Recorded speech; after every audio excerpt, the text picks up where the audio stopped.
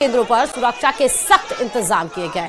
जिला प्रशासन की तरफ से जारी दिशा निर्देश में स्पष्ट किया गया है कि परीक्षा केंद्र के आसपास धारा 163 लागू रहेगी और साथ ही 5 या 5 से अधिक व्यक्तियों के इकट्ठा होने का पूरी तरह से प्रतिबंध रहेगा। किसी भी प्रकार के हथियार को लेकर चलने पर पाबंदी है और इसके अलावा पूरे क्षेत्र में लाउड स्पीकर बजाने, परीक्षा कार्य में शामिल लोगों के मोबाइल फोन रखने और किसी भी प्रकार के इलेक्ट्रॉनिक उपकरण के प्रयोग पर भी रोक रहेगी।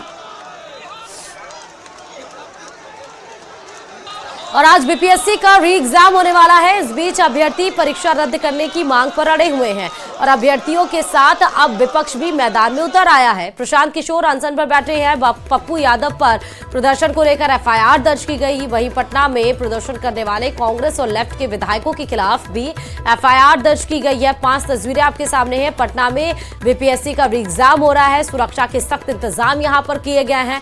अभ्यर्थियों का प्रदर्शन है कि जो एग्जाम हो रहा है उसको रद्द किया जाए। वहीं पर सांसद पप्पू यादव पर एफआईआर दर्ज हुई क्योंकि पॉलिटिकल पार्टीज भी अब अभ्यर्थियों के समर्थन में उतर आई है। प्रशांत किशोर भी यहां पर बैठे हुए। आपने इसके पिछले भी देखा जब न्यू ईयर के दरमियान जब लाठीचार्ज पुलिस के द्वारा किया गया था, प्रशांत किशोर ही उन अभ्यर्थियों को लीड कर रहे थे। लेकिन जैसे वहां पे गए तो अभ्यर्थी सीएम आवास की तरफ रुख करने लगे और पुलिस की अपनी एक डेकोरम होता है जिसको मेंटेन करना होता है। यातायात रोकने का भी आरोप यहां पर कांग्रेस और लेफ्ट के एमएलए के ऊपर लगवाया गया है। वहीं बीपीएससी को लेकर जारी राजनीतिक घमासान के बीच जेडीयू और बीजेपी ने भी प्रशांत किशोर पर तीखा हमला बोला है। क्या कुछ है देखिए जरा। ये राजनीति के त्रिदेवा हैं। युवा और छात्रों के भविष्य के साथ खिलवाड़ करने पर आमदा हैं, बेचैन हैं।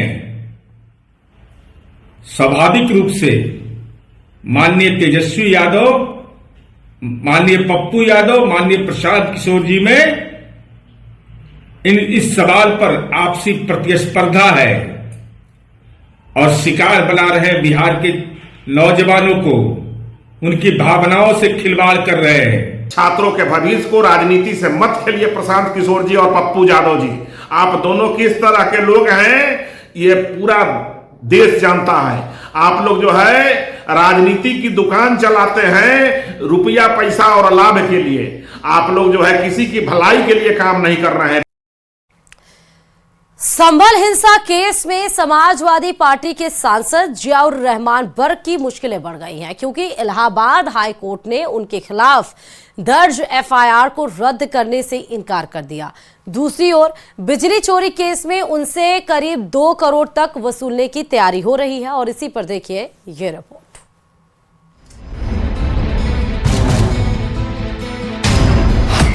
जियाउर रहमान बर्क को हाई कोर्ट से बड़ा झटका। संभल के विनियमित क्षेत्र में कोई भी निर्माण या नव निर्माण कराने से पूर्व मानचित्र स्वीकृत कराना होता है, जो इस प्रकरण में नहीं कराया गया था, तो उसी क्रम में उनको नोटिस जारी किया गया। जामा मस्जिद हिंसा मामले में रद्द नहीं होगी एफआईआर। पुलिस चौकी की जमीन के दावे पर घिरा वक्फ बोर्ड। तो हमारे सूत्रों से पता चला है कि वो संपत्ति वक्फ की संपत्ति है। फर्जी दस्तावेजों के मामले में फंसे असदुद्दीन ओवैसी। आउटपोस्ट वक्फ की जमीन में बना रहे। मुरादाबाद के 39A में वो वक्फ का दर्ज है, सुन्नी वक्फ बोर्ड में दर्ज है, वहां पर संभल की पुलिस बना रही। संभल की सियासत में जियाउर रहमान बर्क से लेकर वक्फ बोर्ड और असदुद्दीन ओवैसी तक बुरी तरह फंसते नजर आ रहे हैं और उनकी मुश्किलें भी बढ़ने वाली है क्योंकि एक तरफ संभल के सांसद जियाउर रहमान बर्क को झटके पर झटके लग रहे हैं तो वहीं दूसरी तरफ पुलिस चौकी की जमीन पर वक्फ बोर्ड का दावा प्रशासन की जांच में फर्जी पाए जाने के बाद अब वक्फ बोर्ड और असदुद्दीन ओवैसी भी घिरते नजर आ रहे हैं। आज ही इलाहाबाद हाई कोर्ट से संभल के सांसद जियाउर रहमान बर्क को बड़ा झटका लगा है। 24 नवंबर को संभल के जामा मस्जिद में हुई हिंसा के मामले में उनके खिलाफ दर्ज एफआईआर रद्द करने की मांग हाईकोर्ट ने ठुकरा दी है।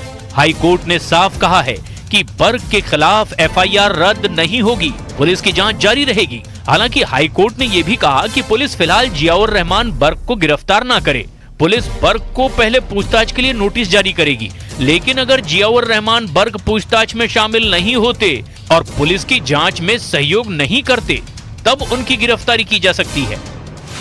दूसरी तरफ जियाउर रहमान बर्क बिजली चोरी और अवैध निर्माण के मामले में भी घिरे हुए हैं।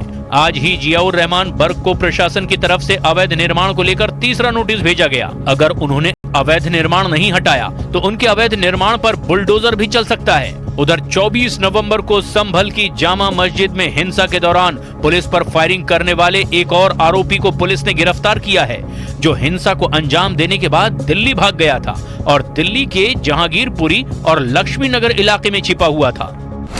इनको नोटिस जारी किया गया था तो उस पहले नोटिस में इन्होंने समय मांगा और दूसरी बार में इन्होंने जो आपत्ति प्रस्तुत की है उस आपत्ति के क्रम में इनको अपना साक्ष्य प्रस्तुत करने के लिए तीसरी बार नोटिस दी गई है।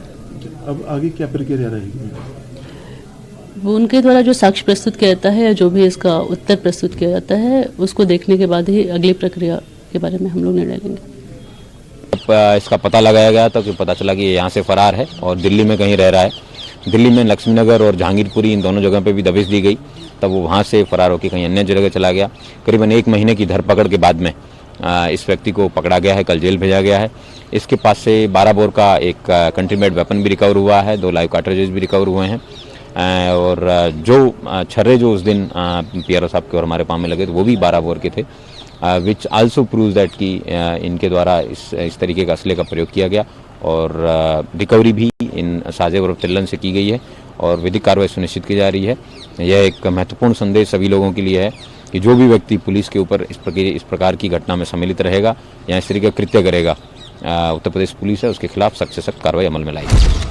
संभल की जामा मस्जिद के पास बन रही सत्यव्रत नगर पुलिस चौकी की जमीन पर जिन लोगों ने वक्फ की प्रॉपर्टी होने का दावा किया था, अब उनकी भी मुश्किलें बढ़ने वाली है, क्योंकि पुलिस और प्रशासन की जांच में ऐसे सभी दावे फर्जी पाए गए। वक्फ बोर्ड और ओवैसी ने दावा किया था कि संभल में जहां पुलिस चौकी बन रही है वो वक्फ बोर्ड की जमीन है।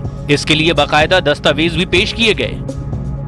असदुद्दीन ओवैसी ने तो सोशल मीडिया पर दस्तावेज भी पोस्ट किए और पुलिस चौकी की जमीन के वक्फ बोर्ड की प्रॉपर्टी होने का दावा किया, लेकिन जब प्रशासन ने एक 3 सदस्यीय टीम बनाकर इन सभी दस्तावेजों की जांच करवाई तो ये फर्जी पाए गए। इसके बाद इस मामले में पुलिस ने FIR दर्ज की है। पुलिस का ये भी कहना है कि वक्फ की प्रॉपर्टी के दावों को लेकर झूठे दस्तावेज सोशल मीडिया पर शेयर करने वालों पर कार्रवाई की जाएगी। तो हमारे सूत्रों से पता चला है कि वो संपत्ति वक्फ की संपत्ति है। उस जगह पे पुलिस चौकी बनाना मुनासिब नहीं है और न ही बननी चाहिए। वक्फ की संपत्ति को न बेचा जा सकता, न ही उस पर अवैध कब्जा किया जा सकता। लेकिन जिस अंदाज से पुलिस चौकी बन रही है उससे ये एहसास होता है कि शायद जो तेजी दिखा रही है वहां पे पुलिस बनाने में कि ये अवैध तरीके से वहां पे पुलिस चौकी बनाई जा रही है। वक्फ की अगर ये है तो आगे चल के सुप्रीम कोर्ट या हाई कोर्ट से अगर पुलिस चौकी को हटाना पड़ा तो पुलिस को कितनी शर्मिंदगी का सामना करना पड़ेगा। हमारा तो यही कहना है कि किसी भी अवैध जगह के ऊपर प्रशासनिक अधिकारियों को कोई भी निर्माण नहीं कराना चाहिए। जो प्रथम परीक्षण हमने कराया 30 सदस्यीय कमेटी के द्वारा, उसमें कुछ इरेगुलरिटीज थी और यदि और भी कोई आते हैं तो उनका भी हम स्वागत करते हैं। जो भी आएंगे उनका परीक्षण करेंगे, जांच करेंगे और जो भी नियमानुसार होगा वो कार्रवाई करेंगे। कुछ जो दस्तावेज सर आए थे आपके पास, ये दस्तावेज किन हाथों से होकर आए हैं? मतलब कोई लोग क्या मैनुअली लेकर आए? 30 दिसंबर को एक डेलीगेशन आया था और डेलीगेशन के माध्यम से हमें प्राप्त हुए थे। उसी के माध्यम से जैसे वो दस्तावेज आए हमने एक 30 सदस्यीय कमेटी बैठा दी थी जिसके माध्यम से उनका परीक्षण किया गया। हर गलती की सजा होती है और मुआवजा भी उसी का एक रूप है, लेकिन ये बात ओहदेदारों को कौन समझाए। दौसा से ऐसी एक खबर आई है जहां कोर्ट की टीम CMHO ऑफिस कुर्क करने पहुंच गई। देखिए रिपोर्ट।